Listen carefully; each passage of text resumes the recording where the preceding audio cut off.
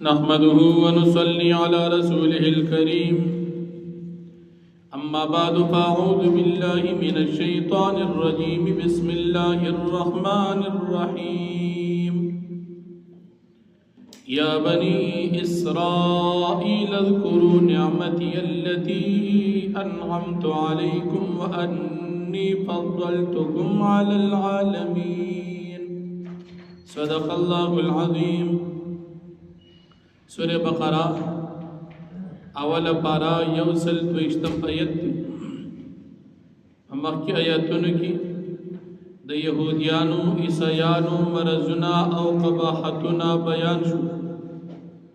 پدی آیتونو کی اللہ پاک دغا یهودیانو بنی اسرائیل تاخفل انعامات خصوصیہ یادئی او دیت اللہ جل شانہو دخپلو انعاماتو د یادول سرا ترغیب د دین د دعوت ورکی بنی اسرائیل تا اللہ رب العالمین فرمائی کہ اے بنی اسرائیل پتاسو زما ډیر زیات انعامات یاد کے ایمان روڑی او بنبی کریم صلی اللہ علیہ وسلم باند ایمان وساتی انعامات پا بنی اسرائیل باند مخی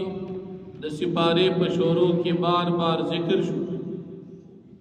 مختصراً اللہ رب العالمین پدیجے کی بیا فرمائی کہ تاسو باندم انعامات کڑی دی او د خپل دور په خلکو باندې تاسو ته فضیلت درکړو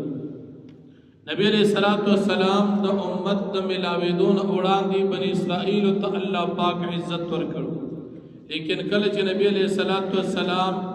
ته نبوت ملو شو او نبی علیہ السلام ته امت ملو شو نو د نبی کریم صلی الله علیه وسلم امت دا پټول امتونو باندې بهترین امت دی د نبی علیہ السلام د امت د بهترین کې دو دلایل زیات دي یو دلیل رستو براشي ان شاء الله چې دا د نبی علیہ السلام امت با په قیامت کې د پیغمبرانو په حق کې گواہی ورکړي او دویم اللہ رب العالمین د نبی علیہ السلام امت تو فرمائی کنتم خیر امت اخرجت للناس تاسو بہترین امتی او دغه یهودیان چې په دغه دور کې بهترینو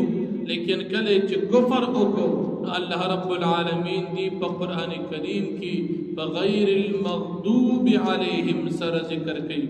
او فباءوا بغضب علی غضب سر ذکر کوي او فضوالین سر اللہ پاک دغا بنی اسرائیل بیا ذکر کئی نو دا دوی فضیلت او باغ وقت چدی مومنان دا دوی فضیلت ختم شو کل چدی ایمان پا نبی علیہ السلام باندے رون نڑو بیا دا نبی علیہ السلام دا امت فضیلت شو بیا اللہ رب العالمین فرمائی دا قیامت اغا سخت ورز چی پاغی باند مجرم دا خلاسی دو سلور صورتون کیو صورت هم نشتا داغی دا تیارے تاسو فکر اکی او داغی دا عذابون نزان اساد دا مجرم دا خلاسی دو سلور صورتو ندی یو صورت دادی چی مجرم دا خپل زان پزی باندی بل سڑی زمدار ورکی او آغا سڑی دا زمو آخلی چی آئندہ دا پارا بدی دا سکار نبی دویم دا مجرم دا خلاسی دو چی دیس جرمانہ ورکی لگنن سبا دور کی پیسی ورکی او سڑے زان خلاص کی او دریم صورت دا مجرم دا خلاصی دو چی سو کے سفارش کو کی چی دا زما سڑے دی خیر دی جی پریگی دی او سلورم صورت دا مجرم دا خلاصی دو پر زور او قوت چی انسان استعمال کی پا بدماشی با نزان خلاص کی دا قیامت دا سورز دا چی دا دی سلور صورتوننا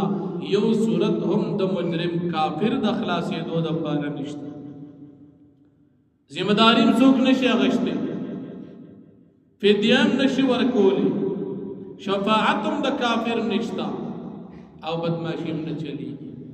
اللہ پاک فرمائی چی دا دغی ورزی سخت ورزی داغی دا عذاب نزان اساتے پدے دیکھی مسئلہ دا شفاعت چی دا دا پارا با شفاعت نکیگی نو دا مسئلہ دا کفارو دا کافر دا پارا با حس قسم شفاعت نکیگی البتہ دا مومنانو مجرمانو گنہگار دا پارا شفاعت حق دی زمان دا حل سنو والجماعہ سلور مذهب مسلمانانو عقیده دا چې په قیامت کې بعد د مؤمنانو د پاره شفاعت وي. دا شفاعت حق دی. معتزله د خپل دور دا یو گمراه ډله وه او بنن سبا دور کې منکرین حدیث او ملحدین د منیر شاکر ډله هغوی د شفاعت نه انکار کوي او بنن سبا دور کې وډله چې هغوی ته فکریان ویلی شي هغوی هم د مؤمنانو د شفاعت نه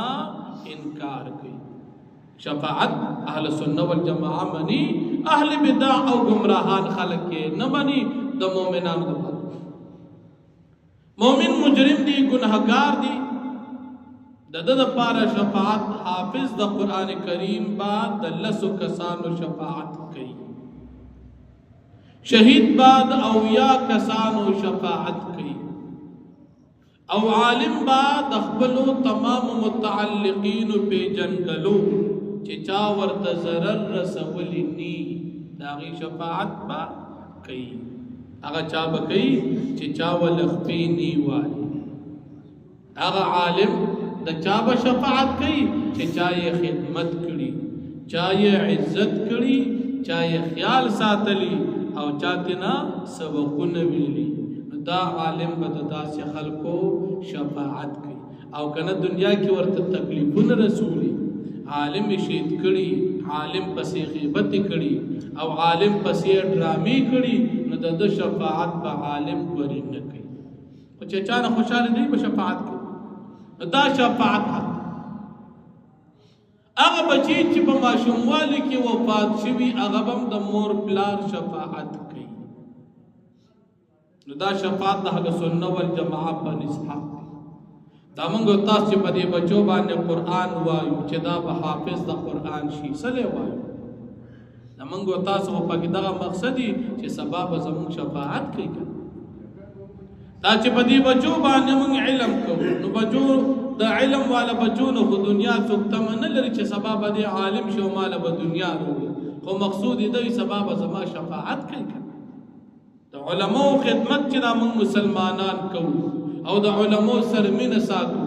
او د علماء صفت کوو او د علماء خیال ساتو صدقه چې دا په قیامت کې زموږ شفاعت کوي. نو چې شفاعت ني نو اسی ځان ستړي کوو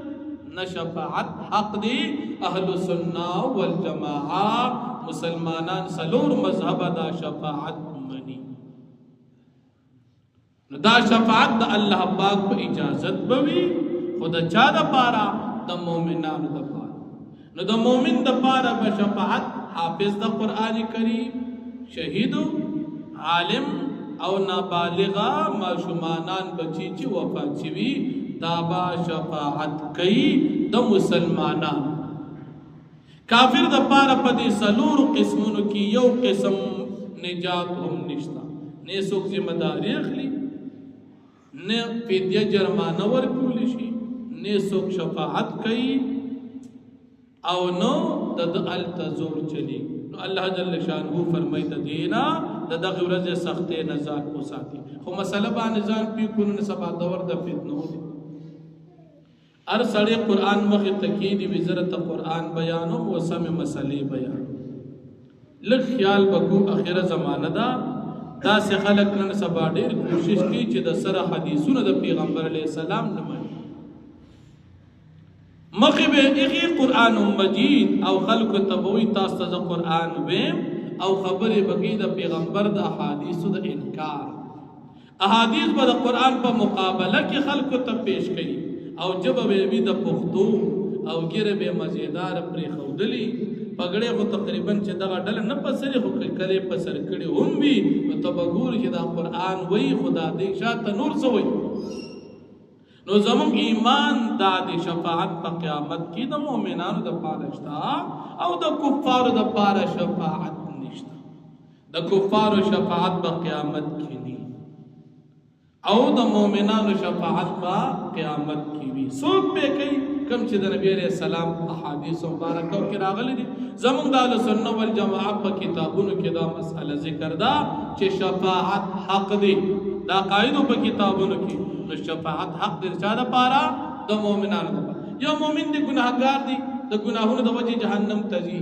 حافظ د قرآن کریم به شفاعت وکي جهنم نه به بچ کی عالم به شفاعت وکي د جهنم نه به بچ کی شهید به شفاعت وکي د جهنم نه به بچ کی نو دا شفاعت یا نابالغ بچی چې ماشوموالی کې وفات شي دی به شفاعت وکي او د جهنم نه به بچ کی وی به مسلمان خود گناهونو د وجه چې جی جهنم ته نو دی با بچ شي دا زموږ استاد عقیده دا الله جل شانه فرمایي یا بنی اسرائیل اذکروا اے اولاد یعقوب علیہ السلام تاسو یاد کئی اسرائیل دا یعقوب علیہ السلام دیم نوم دی پماند عبداللہ اذکروا تاسو یاد کئی نعمتی اللتی زم اغا نعمت انعمت علیکم چما کردی پتاسو باندی وانی فضلتکم علی العالمین او یقینا ما فضیلت درکڑی تاسو تا بخلقو دخبل دور لکه نن سبا هم یهودیان شته تاسو ګورئ د فلسطین د مسلمانانو بنیاد وسته د یهودیان دي دغه ظالمان دي نو تاسو چې دغه خلک دي نه دغه ظالمان دي د مسلمانانو وینس کی د مسلمانانو نسل ختم کړ نو ته دې ته خو نه وي خدای نبی علیہ الصلوۃ والسلام امت په دې دور کې دغه کفار دي الله پاک دي اسرائیل دا ملک د مقدس مکه نه پناه کی